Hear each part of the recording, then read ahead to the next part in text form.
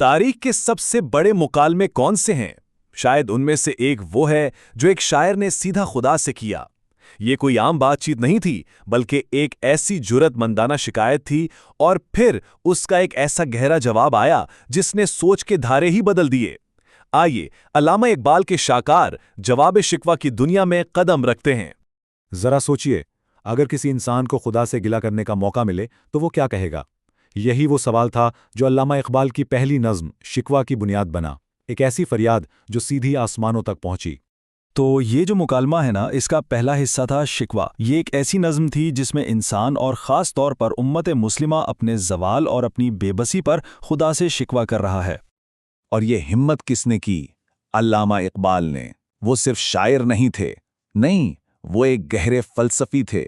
ایک ایسے وقت میں جب مسلمان سیاسی اور روحانی طور پر بکھرے ہوئے تھے، انہوں نے ان بحرانوں کو اپنی شاعری کا موضوع بنایا اور کائنات کے مالک سے براہ راست سوال پوچھنے کی جرأت کی۔ اس پورے تصور کو سمجھنے کے لیے یہ جاننا بہت ضروری ہے کہ یہ ایک دو طرفہ بات چیت ہے۔ ایک طرف ہے شکوہ، یعنی انسان کی طرف سے گلہ، اور پھر اس کے جواب میں آتا ہے جواب شکوہ، یعنی خدا کی طرف سے اس کا جواب۔ اور بس یہیں سے کہانی میں ایک زبردست موڑ آتا ہے۔ انسان کی فریاد تو سن لی گئی، اب باری تھی جواب کی، جواب شکوہ، یعنی خدا کی طرف سے انسان کے ہر گلے، ہر شکوے کا جواب۔ لیکن ایک منٹ، یہ جواب کوئی معذرت نہیں تھی، کوئی صفائی پیش نہیں کی جا رہی تھی، نہیں، یہ تو ایک آئینہ تھا، ایک ایسی تشخیص جس میں امت کو اس کی اپنی حالت صاف صاف دکھا دی گئی، اور یہ بتایا گیا کہ بھئی زوال کی وجہ خدا کی ناراضگی نہیں بلکہ کچھ اور ہی ہے۔ تو پھر سوال یہ اٹھتا ہے کہ اصل وجہ تھی کیا؟ اقبال کے مطابق خدا نے جواب میں مسلمانوں کے زوال کی جڑ تک پہنچ کر اس کی نشاندہی کی۔ چلیں دیکھتے ہیں کہ وہ اسباب کیا تھے۔ تو پتہ ہے جواب کیا ملا؟ جواب یہ تھا کہ مسئلہ باہر نہیں، مسئلہ تو اندر ہے۔ جڑیں اپنی ہی زمین میں کمزور ہو چکی ہیں۔ وجہ کیا تھی؟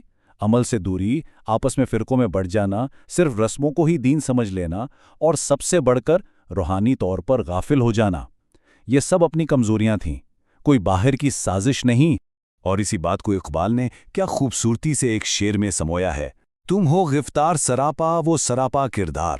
مطلب صاف ہے کہ اسلاف عمل کا مجسمہ تھے اور آج کی نسل صرف باتوں کی ماہر ہے۔ سارا فرق ہی گفتار اور کردار کا ہے۔ اچھا، تو مسئلہ تو سمجھ آ گیا، لیکن کیا اقبال صرف تشخیص کر کے چھوڑ دیتے ہیں؟ نہیں، وہ آگے بڑھ کر اس کا حل بھی بتاتے ہیں، اور یہ حل تین بہت مضبوط ستونوں پر کھڑا ہے: خودی، عمل اور امید۔ دیکھتے ہیں کہ یہ تینوں چیزیں مل کر کیسے کام کرتی ہیں۔ اب یہ خودی کیا چیز ہے؟ یہ اقبال کے فلسفے کا سمجھ لیں دل ہے۔ اس کا مطلب تکبر یا غرور بالکل نہیں ہے۔ خودی کا مطلب ہے اپنی ذات کی گہرائی میں اترنا، اپنے اندر چھپی ہوئی طاقت کو پہچاننا، اپنی عزت نفس کو جگانا۔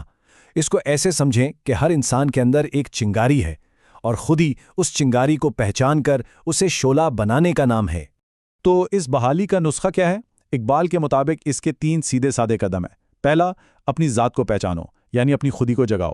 دوسرا، جب خود کو پہچان لو تو عمل کی طاقت کو جانو اور اسے استعمال کرو۔ اور تیسرا، جب خودی اور عمل ایک ہو جائیں تو پھر ایک روشن مستقبل کی امید خود بخود پیدا ہوتی ہے، ایسا مستقبل جسے کوئی اور نہیں، انسان خود بناتا ہے۔ حیرانی کی بات ہے کہ اس نظم کو لکھے ہوئے 100 سال سے زیادہ ہو گئے، تو کیا یہ پرانی باتیں ہیں؟ کیا اس کا پیغام آج بھی ہمارے لیے کوئی معنی رکھتا ہے؟ میرا خیال ہے پہلے سے بھی زیادہ۔ آئیے دیکھتے ہیں کیسے۔ دیکھیں، اصل بات یہ کہ اقبال کا پیغام وقت اور جگہ کی قید سے آزاد ہے۔ یہ خود پر بھروسہ کرنے، روحانی طور پر بیدار ہونے اور حالات کو بدلنے کے لیے خود قدم اٹھانے کا پیغام ہے۔ یہ پیغام ہر اس انسان اور ہر اس قوم کے لیے ہے جو اپنی تقدیر اپنے ہاتھ میں لینا چاہتی ہے۔ اور اس پورے مکالمے کا نچوڑ، اس کی روح، اقبال نے اس ایک شعر میں بند کر دیا ہے۔ یہ ایک وعدہ ہے کہ محمد سے وفا تو نے تو ہم تیرے ہیں، یہ جہاں چیز ہے کیا لوح و قلم تیرے ہیں۔ یعنی اگر اپنے اصولوں پر قائم رہو اور عمل کا راستہ نہ چھوڑو تو یہ دنیا تو بہت چھوٹی چیز ہے، تقدیر خود تمہارے ہاتھ میں ہوگی۔ تو یہ ساری گفتگو ہمیں ایک بہت گہرے سوال کے سامنے لا کھڑا کرتی ہے۔ اقبال کا یہ پیغام، اپنی ذات کو پہچاننے، عمل کو اپنانے اور امید کا دامن تھامنے کا یہ سبق، آج ہماری انفرادی زندگیوں اور ہماری اجتماعی تقدیر کو کیسے بدل سکتا ہے، یہ سوچنے کی بات ہے۔